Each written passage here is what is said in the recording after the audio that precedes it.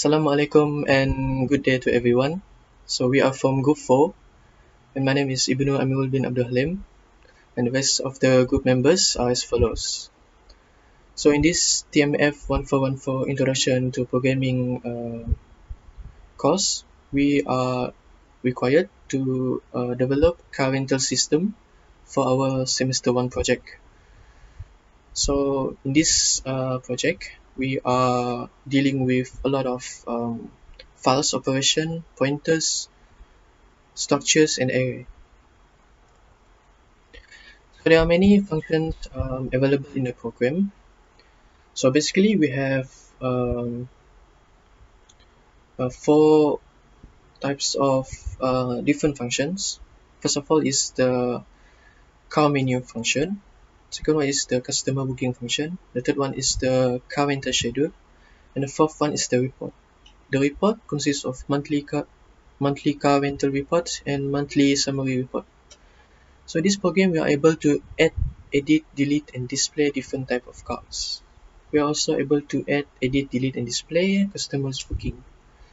So we are also able to display the car rental schedule, monthly car rental report, and monthly summary report respectively.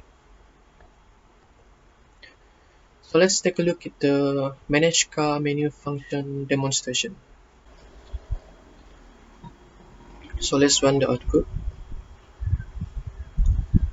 So you guys can see that the menu, we can have 4 options, and lastly we can exit.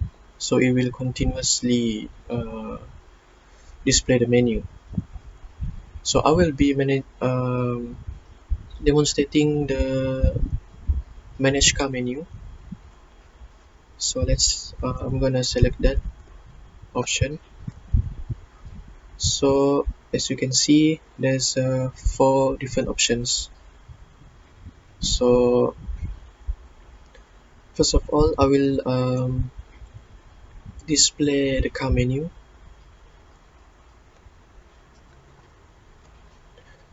So as you guys can see, this is the car menu. This is pre-added in the program, so it's already in the program inside the file. So this program will just read the file. And yeah, as you guys can see, we have 6 different types of cars with different brand and model, and all the details are also different. So I will try to add a new car. So it will ask how many cars to add. So for now, I will just add 2 cars, 2 new cars. So enter the type of car. So I'm gonna add another type, which is type 7.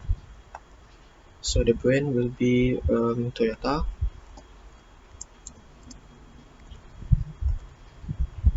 Car model is Hilux.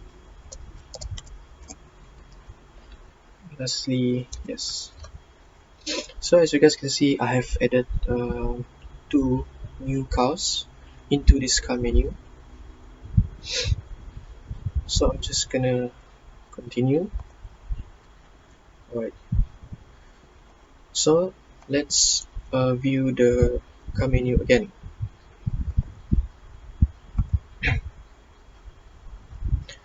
So as you guys can see, new car type 7 and 8 is being displayed in the car menu. Okay, so now I'm going to edit the car. So let's choose edit the detail of the car here, option 2. So it will automatically display the car menu as a reference. So I'm gonna change this availability of car type 2 from no to yes. So actually this availability means the car is maybe being repaired or is not functioning properly. So I'm gonna enter the type of car to edit, which is 2. So it will ask again which category to select.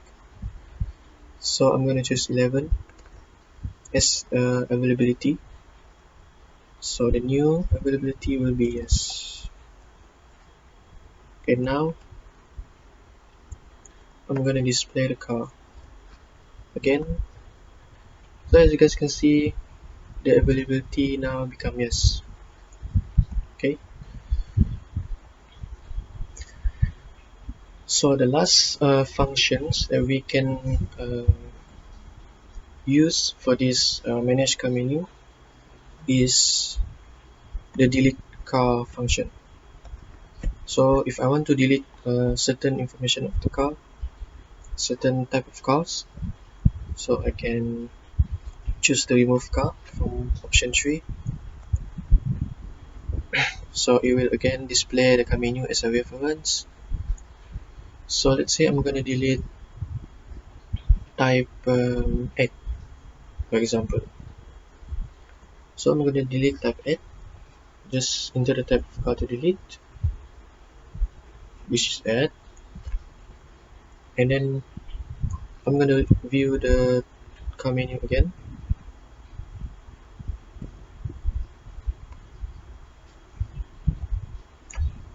So as you guys can see here, the type of car 8 disappears. Okay, so that's all about the manage car menu function. Next, we're going to have the manage car booking function. I will be showing the demo for manage car booking. Here we have 4 booking functions. I will show the place new booking function first, and then we can see the car menu will be displayed. I just want to create one booking, so I will just input one.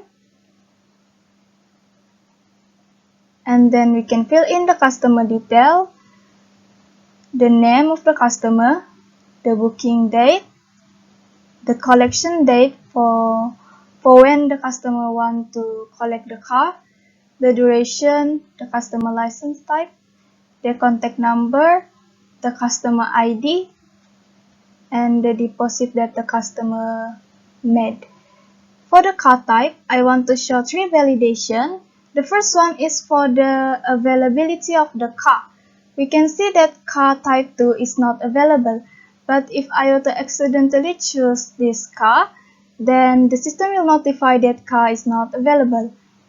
The second validation is regarding the license type of the customer. This customer has the DA license, so he can only choose car with auto transmission. If a manual car was chosen, for example car type 1, then the system will notify that the license is not available for this car. So we will try to choose another car type, for example car type 5. This is the last validation, which states that the car has been rented on this date, which means that another customer has already rented this car on the same date as this new customer. So we will choose an available car for this customer to finish the booking. So we will try to choose 6, and the booking has been done. After that, a receipt will be shown, which shows all the customer details, as well as the total amount to be paid and the balance to be paid when the customer has already made the deposit. So we will see the customer details on the display booking.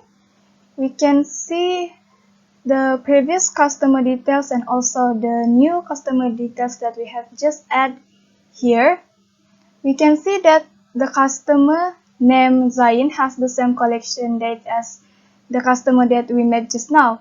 That is why when we try to choose the car type 5, it is not available because this customer Zain has already rented that car on the same date as our customer just now. So we will move on to the next booking function. We will input 1 again. And then we will input 2 for edit booking. We will try to edit the booking details for our customer name Eren, and then we will input his customer ID. And then this is all the details that we can change. Let's say we want to change the collection date. So we input 3 and enter the new collection date. For example, we want to change the collection date to 15 January. So we will input 15 January. And then we will see the display booking again. We can see that the collection date for the customer errand has been edited. So we will move on to the last booking function, which is the delete function. You can see the booking list again, and let's say that our customer here named Armin want to cancel his booking, so we need to delete all of his details. So we will just input the customer ID, and then we will see the display booking again. We can see that the customer details has been deleted. The third one, we have the display car rental schedule function. Hello and hi everyone, my name is Norqhaiziq, and so for this part I'll be explaining about the car rental function in our car rental system. So this is our function for car rental schedule in our car rental system. So the use of this function is to assign the rental schedule for each car. So basic data structures, pointers, and file operations are used in this function. So basically, after all the booking or car rental data from our customer is stored inside our system file, this function will display the following necessary data for their own choice provided in the list. So let's quickly run into the program. So as you can see, it will start off with the menu section, and for this part I'll explain about the number 3, scheduling of the rental. So let's press 3, and so here it will show the list of the car type. So let's say the user wants to view the Perodua Asia schedule, and it will display the plate number, the collection date, which is the time when the customer will receive their car based on the booking data, and the return date, which is the time when the customer needs to return their booked car after a certain duration of the customer during their booking, and this is the customer's name who did the book. And so basically this is all the function there is to show. So let's say the user wants to view for Honda, press 6, and it will show the customer name Ali bin Abu and the collection date and return date for the specific car. And what if some of the cars are not in schedule and it's not booked yet? So let's say press 1. So there are no customer who booked this particular car, and there are no booking data that is stored in our system, and the plate number is still displayed. So all the data that the user can look is by pressing all the list that is provided there. So after the user finish looking at the car rental schedule, the user could easily return to the main menu again by pressing 0.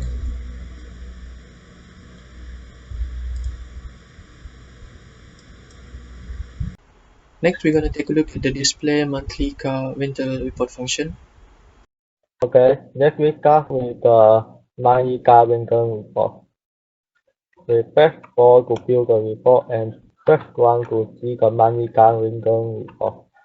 We can see that we have 7 cars in this sequence, and we will see that one by one.